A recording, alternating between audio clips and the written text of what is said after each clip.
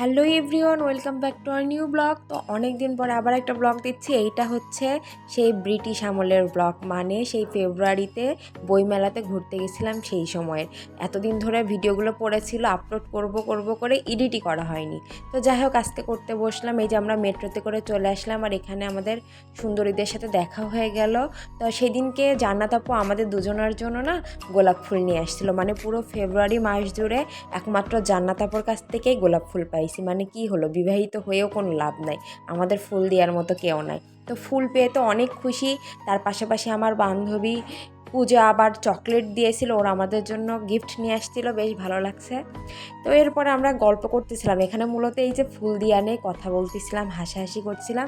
আর সেদিন আমাদের সাথে আরও দুজন স্পেশাল মানুষ গিয়েছিল, একটা হচ্ছে আমাদের ছোট ভাই আর একটা বড় দিদি।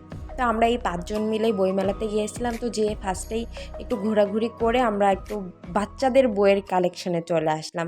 যদিও আমাদের কারোরই বাচ্চা কাচ্চা নাই, কিন্তু না থাকলে কী হবে, আমরা নিজেরাই বাচ্চা। তাই আমরা আগে বাচ্চাদের বইপত্রই দেখা শুরু করলাম।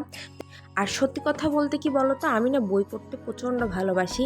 ইদানিং আবার ফেসবুকে গল্প পড়ার একটা অভ্যাস হয়েছে। মানে ইদানিং বললে ভুল হবে, আমি 2018 সাল থেকে ফেসবুকে গল্প পড়ছি।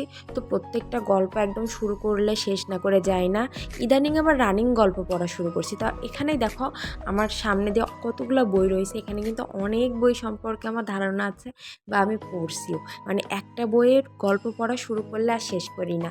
এই যে আমার হাতে রয়েছে বর্তমানের ভাইরাল একটা বই, আমি তো ভালোবাসি তোকে, মেঘার আবির ভাইয়ের ভালোবাসার গল্প। এটা তো অনেক আগেই পড়ে ফেলছি। যাই হোক, বেশ ভালো লাগছিল। প্রতি বছর না আমি বইমেলার অপেক্ষায় থাকি যে নতুন নতুন কি বই আসলে একটু দেখতে যাব। কিন্তু বই আর কেনা হয়ে ওঠে না, যেটা একদম বাস্তব কথা। কারণ আমার বাসায় বুক সেলফ নাই, বই কিনে রাখবো কোথায় বলো। বই জমা করা হয় না। কিন্তু এখন এই যে পিডিএফ, তারপরে তোমার অনলাইন ভিত্তিক বিভিন্ন রকম মাধ্যমে ইবুক আছে, এখান থেকে সব গল্প বা বই যা ভালো লাগে পড়ে নিই। তো এখানে আমরা মূলত ঘোরাফেরা করছিলাম আর একটু মজা করছিলাম। এই যে এখানে আমি ছোট বাচ্চাদের বই দেখছি বলে ওরা আমাকে সবাই রাগাচ্ছিল যে পোলাপান নাই, তুমি পোলাপানদের বই দেখো কেন।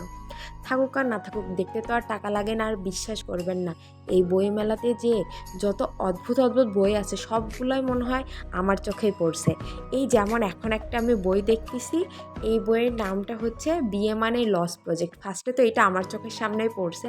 আমি একটু পড়া ভাবলাম দেখি ভিতরে কি আছে, বিয়ে তো করে তো অনেক কিছু বুঝতে পারছি, বইয়ে কি লেখা আছে দেখতে চাই। ওমা দেখেন, অমনি আমার ছোট ভাইটা কী করলো, টানবে নিয়ে নিল। আচ্ছা, এই আনম্যারিড পোলাপান এই ধরনের বই পড়লে তাদের বিয়ের প্রতি কোনো আগ্রহ থাকবে বলেন আপনারা?